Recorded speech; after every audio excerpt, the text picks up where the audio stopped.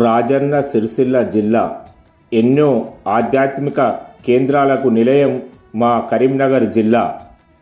ఈ జిల్లాలో ప్రసిద్ధిగాంచిన రాజన్న సిరిసిల్ల జిల్లాలో 25 కిలోమీటర్ల దూరంలో భీముని మల్లారెడ్డిపేట అనే ఒక గ్రామం ఉంది. ఆ గ్రామము ఆధ్యాత్మికంగా ఎంతో విరాజిల్లుతోంది. అక్కడ ఆంజనేయ స్వామి, వెంకటేశ్వర స్వామి కలిసి విగ్రహం ఉంటుంది.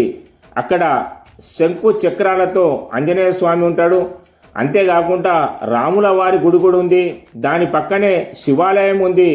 ఇది మాండవ్య మహాముని ఇక్కడ మానేరు నది ఒడ్డున తపస్సు చేసిన స్థలం. ఇది ఎంతో ప్రసిద్ధి. ఇది ఒకసారి మనం సందర్శించినట్టయితే ఉంటే మన ఆధ్యాత్మిక కేంద్రాల యొక్క విరాసిల్లే ప్రదేశాలు మనకు తెలుస్తుంటాయి.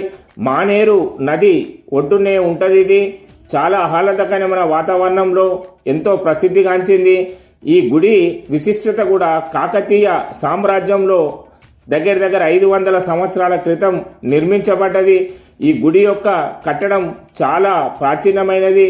ఇక్కడ మనం ఒకసారి ఆధ్యాత్మికంగా విరాజిల్లినటువంటి ప్రదేశము ఒకసారి సందర్శించినట్టయితే దీని పక్కనే శివాలయం కూడా ఉన్నది. చాలా ఆనందకరంగా ఉంటుంది ఈ ప్రదేశం.